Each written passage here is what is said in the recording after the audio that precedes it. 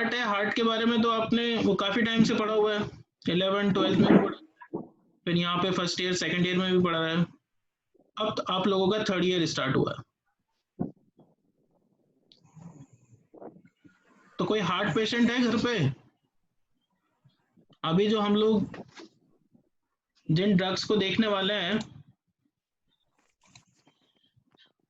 Anti hypertensive drug, anti anginal drug, anti arrhythmic drug और anti hyperlipidemic drugs, इसके कुछ examples आप लोगों ने देखे हों। हाँ सर। तो ड्रग का नेम बताओ, हाइपरटेंशन में जो दवा काम में आती है। ये एटिनोलॉल। Atenolol, good. और इसके अलावा? Amlodipine. Amlodipine, good.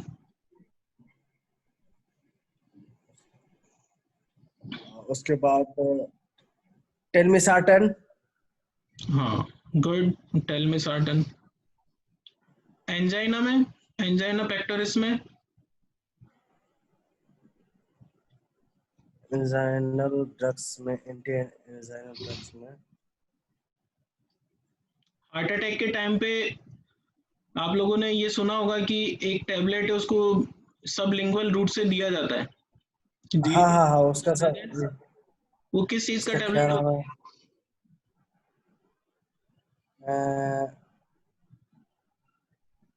Heart rate को वो कम करता है वो। है? हाँ, वो किस चीज? Nitrate sir, nitrates. हाँ, वो कौन सा नाइट्रेट होता है? नहीं नहीं, वल्सार्टन वल्सार्टन। लोसार्टन नहीं है। नाइट्रोग्लिसरीन। राइट। तो नाइट्रोग्लिसरीन। हाँ, एरिथमिक ड्रग्स के कुछ एग्जांपल, एंटी एरिथमिक।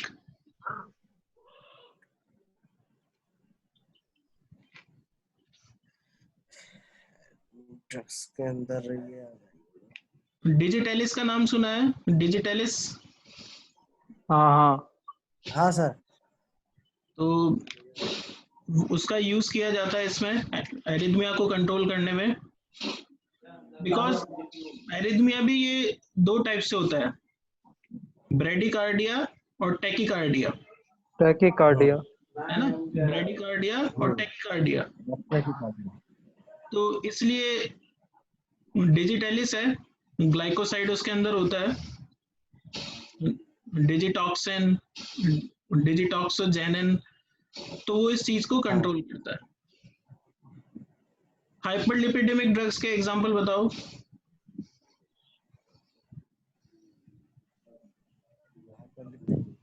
में ये आ जाएगा एंटी हाइपरलिपिडेमिक ड्रग्स जो कोलेस्ट्रॉल को कम करता हो, ब्लड कोलेस्ट्रॉल को। हाँ वो इसका क्या उसका पोजीशन हर्बल भी बता सकते हो।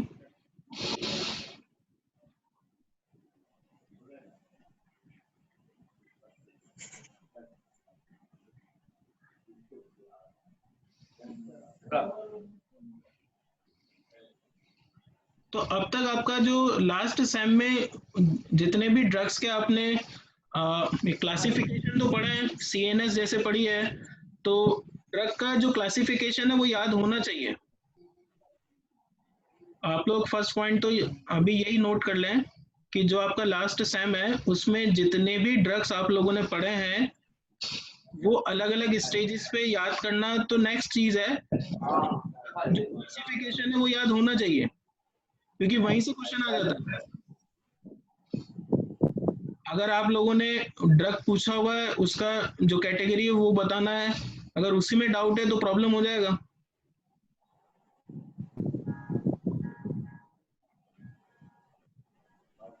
तो एक काम तो आपका यही हो गया, और सेकंड जो है वो एचएपी को रिवाइज करना है, जैसा हम लोगों ने मॉर्निंग में भी किया था डिस्कस। तो हम लोग वो कॉन्ट्रैक्शन की बात कर रहे थे।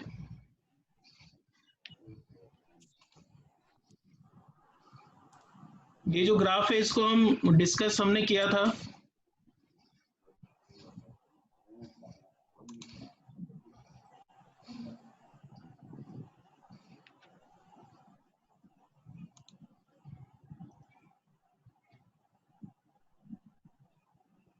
impulse generation, conduction, excitability and refractive period.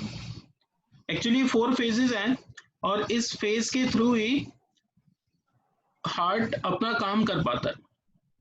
Impulse को जनरेट करना, जो इम्पल्स जनरेट हो गई है उसे डिफरेंट पार्ट्स में कंडक्शन करना और फिर एक्साइटेबिलिटी को कंट्रोल करना और फाइनली जो रिफ्रैक्टिव पीरियड है उसको मेंटेन करना। तो जो नॉन ऑटोमेटिक फाइबर्स हैं वो हम लोगों ने किए थे डिस्कस।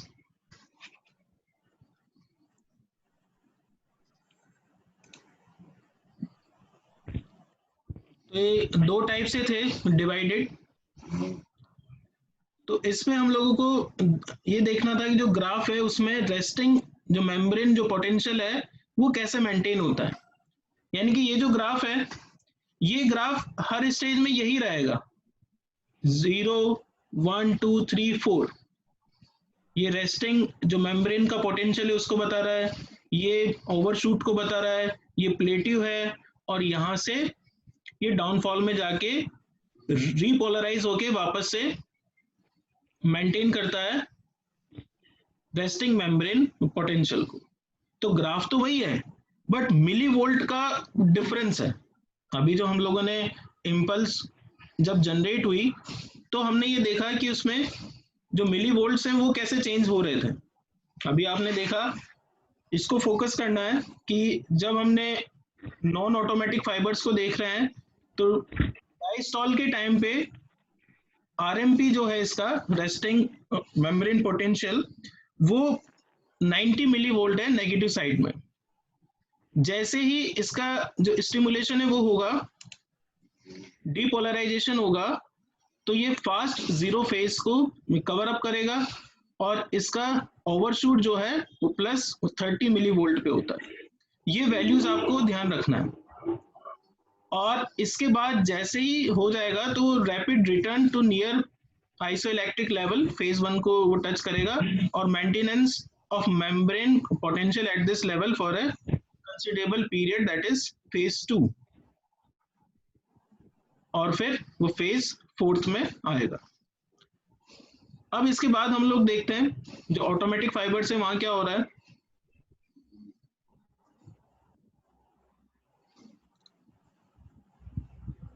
ये ऑटोमेटिक फाइबर्स हैं। So these are present in sinoatrial node, जिसको हम पेस मेकर के नाम से भी जानते हैं, atrioventricular nodes and in his Purkinje system which is the specialised conducting tissue. जो पुरकिंजे फाइबर हैं आप लोगों ने सुना होगा। तो इम्पल्स को जनरेट करना जो पेस मेकर है वो साइनोएट्रियल नोड, तो ये बहुत फास्ट इसमें इनका रिस्पॉन्स आता है। सेकंड,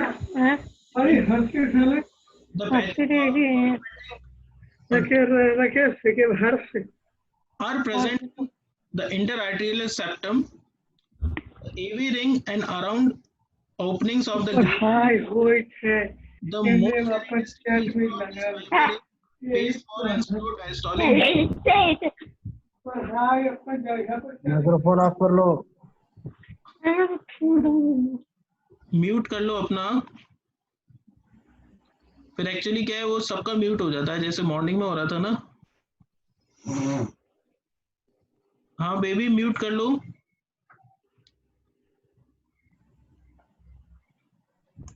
तो ऑटोमेटिक जो फाइबर्स हैं इसमें क्या होगा, एक तो साइनोएट्रियल नोड है जहां से जो पेस मेकर है वो एक्टिविटी होगा, एट्रियोवेंट्रिकुलर नोड है, तो धीरे धीरे जो इम्पल्स है वो स्ट्रॉन्ग फॉर्म में जनरेट होगा। जो पुरकिंजे फाइबर है वो इसको सपोर्ट करेंगे। और फिर सेकंड पार्ट इसका स्टार्ट होगा, the patches of automatic tissue are present in interatrial septum, AV ring and around openings of the The most characteristic feature of these fiber is phase 4 slow diastolic depolarization. Phase 4 को जब हम देखेंगे तो यहाँ पे slow diastolic depolarisation है। ये point यहाँ पे आपको फोकस करना है कि आपने अभी जो फर्स्ट पार्ट देखा था उसमें वो फास्टली डिपोलराइज हो रहा था, बट यहाँ पे ये स्लोली होगा। एक पॉइंट तो ये हो गया। सेकंड पॉइंट इसमें क्या है, after repolarization of due to the maximum value and the membrane potential decay spontaneously.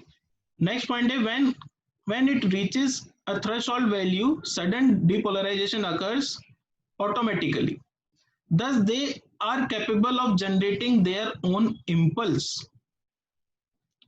ये जो फिनोमेना हो रहा है इसकी वजह से ये जो फाइबर्स हैं पुरकिंजे फाइबर, तो यहाँ पर जो वैल्यू है वो सीधा जो अपनी इम्पल्स है उसको ये जनरेट कर पाते हैं। इसीलिए जो पेस मेकर है वो भी अपनी इम्पल्स बना पाता है और ये जो फाइबर्स हैं उसको आगे जो कंडक्शन है उसमें भी हेल्प करते हैं।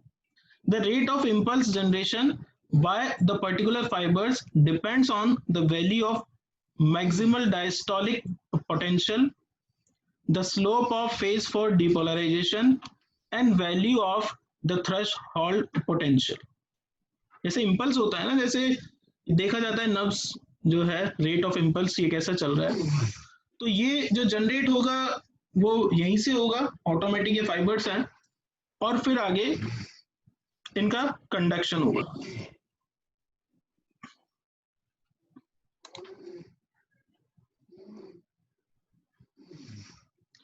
Normally the sinoatrial node has the steepest phase for depolarization. Sinoatrial node का अगर डिपोलराइजेशन है तो स्टीपेस्ट है, मतलब ग्राफ बहुत एकदम से शार्पली टर्न ओवर होगा, या it undergoes the self excitation and it propagates the impulse of rest of the heart act as the pace maker. Self excitation, इसीलिए इसको पेस मेकर कहा जाता है। और स्टीपेस्ट इसमें फेज फॉर डिपोलराइजेशन होता है। Other fibres which are also undergoing the phase four depolarisation but at the slower rate. में रेट इनका स्लो रहेगा जो अदर फाइबर्स हैं, and receive the impulse before reaching the threshold value and remain as latent pacemaker. तो pace making का काम तो हर कोई कर रहा है, बट स्ट्रॉन्गेस्ट जो काम कर रहा है वो साइनोएट्रियल नोड कर रहा है। The two type of action potential are possible, slow channel and fast channel. Slow channel की अगर हम बात करें तो इसकी जो वैल्यूज हैं, initiation at higher threshold value, slow depolarisation during zero phase, less overshoot, low amplitude, very slow propagation, decremental conduction and a low safety factor for the conduction. It can arise and propagate in fibers to depolarize to support fast channel responses. अब ये जो action potential है, actually ये जो graph है ये develop हो गया, बट ये दो तरीके से काम कर रहा है, slow channel and fast channel. यही ग्राफ है, जो वैल्यूज आ रही हैं वो इसके अकॉर्डिंग आ रही हैं, ऑटोमेटिक फाइबर या नॉन ऑटोमेटिक फाइबर्स में, बट जो टाइम है इनका जो मिली वोल्ट्स हैं वो चेंज हो रहे हैं, और जो ग्राफ का जो स्टीपेस्ट वैल्यू है वो चेंज हो रहा है फेज 4 को लेके।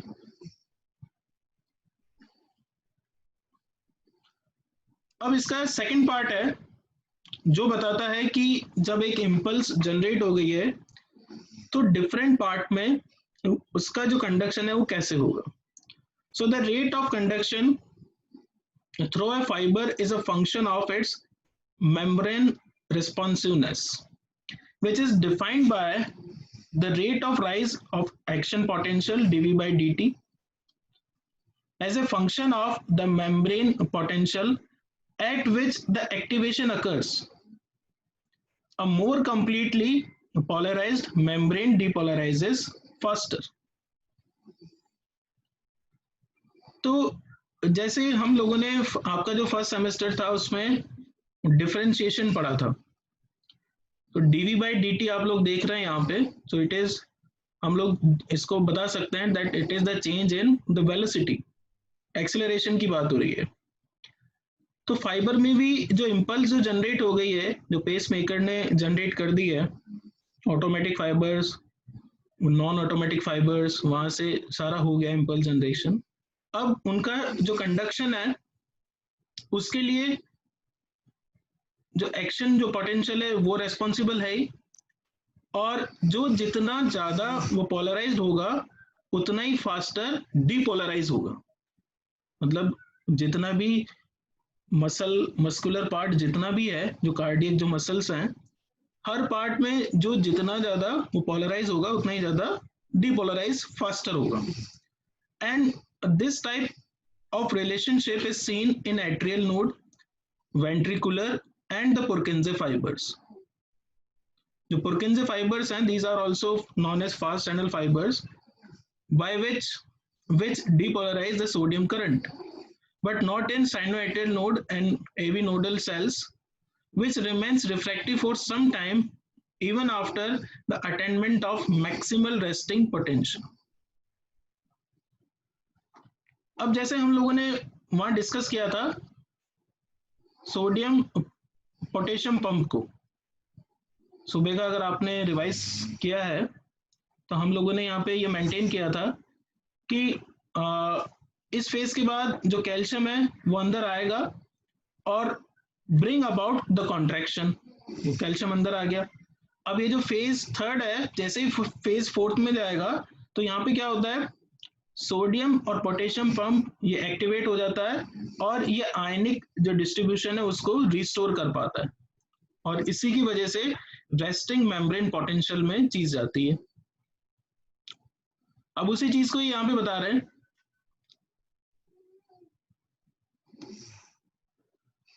that the sodium channels get inactivated as the resting membrane potential drops over -80 to -60 millivolt range. The consequently less negative the resting membrane potential at which the activation occurs, fewer are the sodium channels available for the activation, slope zero phase depolarization, action potential amplitude and the conduction velocity are reduced. अब ये जो term है ये बता रही है क्योंकि जो स्टार्टिंग का पार्ट था, साइनोएटल नोड की बात हो गई, जो फाइबर्स हैं वहां की बात हो गई, तो हम लोगों ने एक पॉइंट नोट किया था कि जो रेस्टिंग मेम्ब्रेन जो पोटेंशियल है वहां पर वो एक सर्टेन लेवल से नीचे नहीं आएगा, जो एक पर्टिकुलर पार्ट है यहां पर।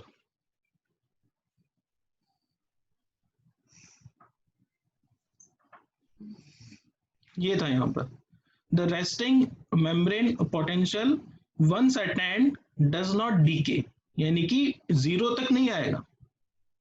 जो वैल्यूज हैं वो कुछ लेवल तक जाएंगी और इनकी जो वैल्यूज हैं वो भी 90 मिलीवोल्ट रहेगी, इससे कम नहीं होगी। बट यहाँ पे जो वैल्यू है ड्यूरिंग द कंडक्शन वो -80 से -60 मिलीवोल्ट की रेंज में रहेगी, क्योंकि इम्पल्स जो जनरेट होनी थी वो हो गई, अब उसका वो कंडक्शन हो रहा है तो ये वैल्यू यहाँ तक जाएगी। तो कंडक्शन का काम है वो आगे कैसे होता है proceed, a drug which reduce the slope of zero phase.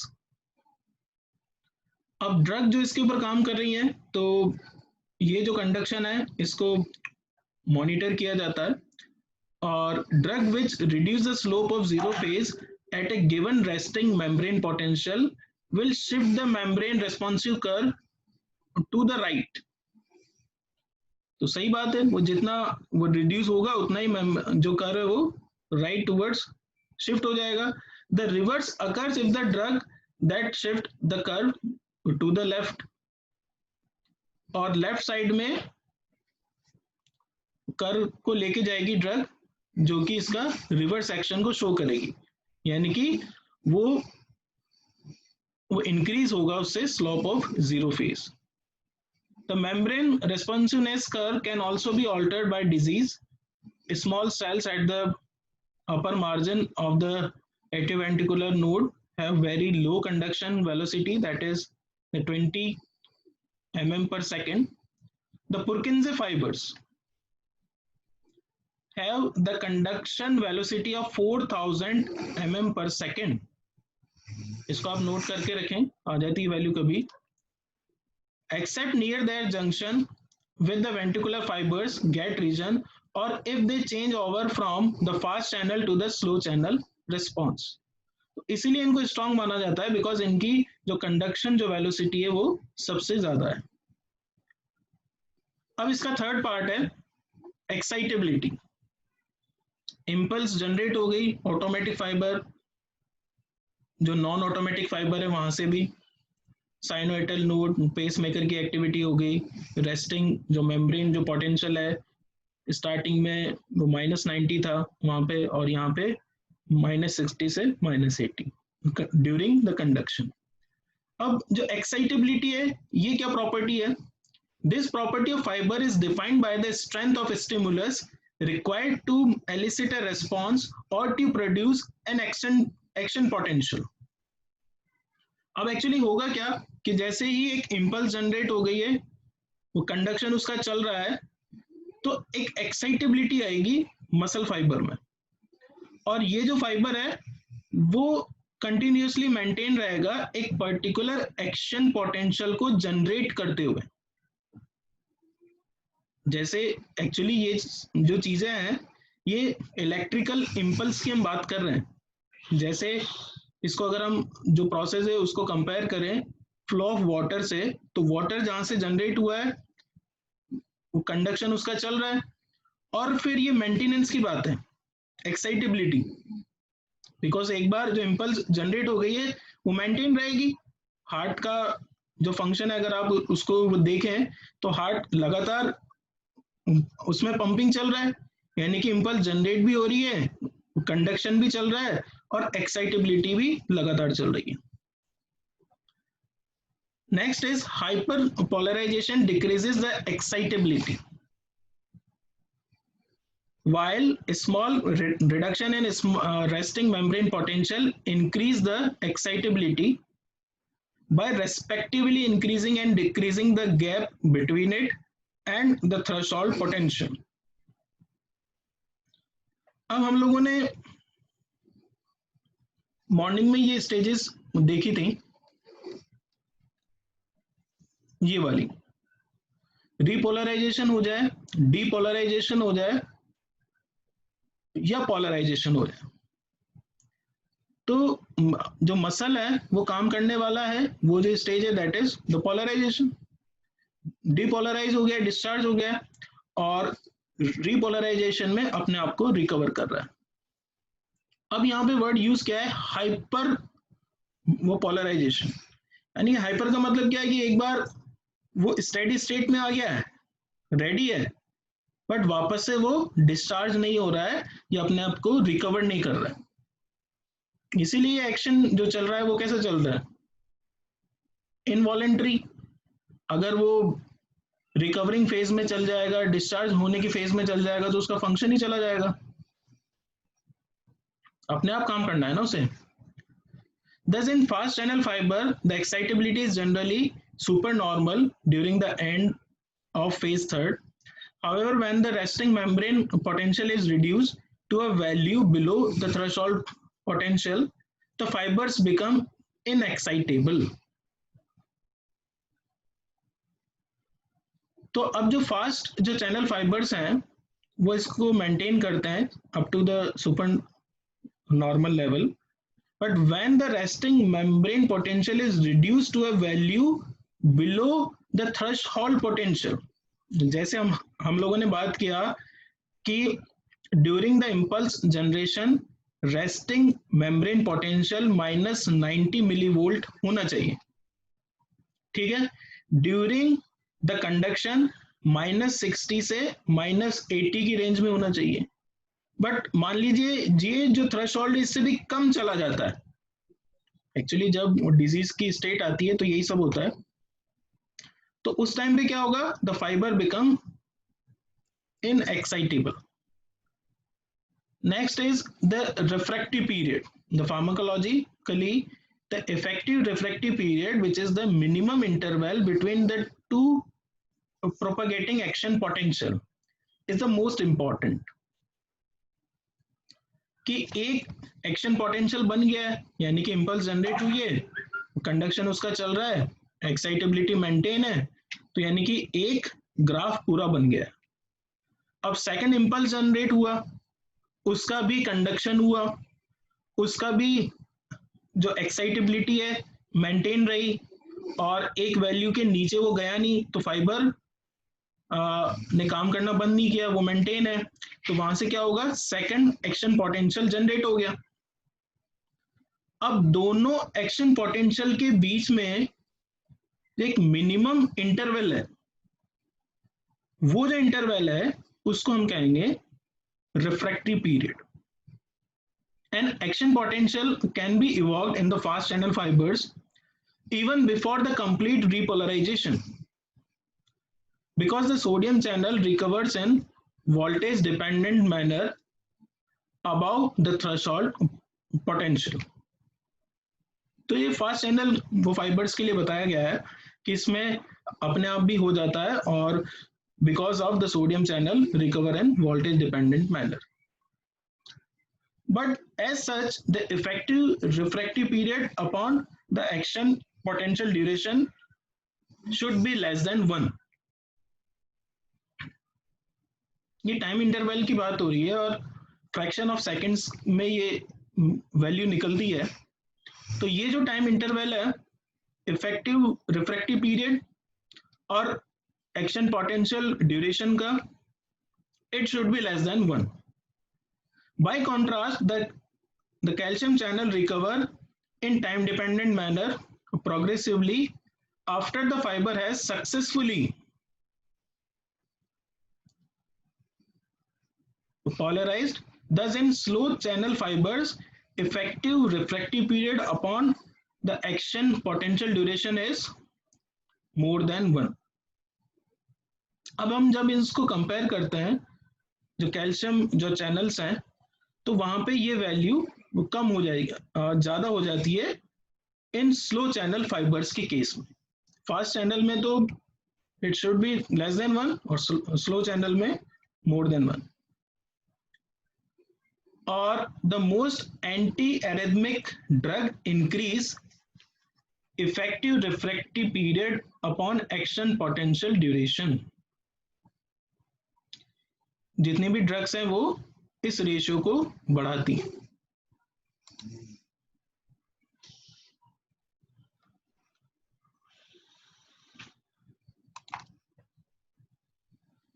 तो ये यहां तक का पार्ट है। अभी हम लोगों थैंक ने यू सर।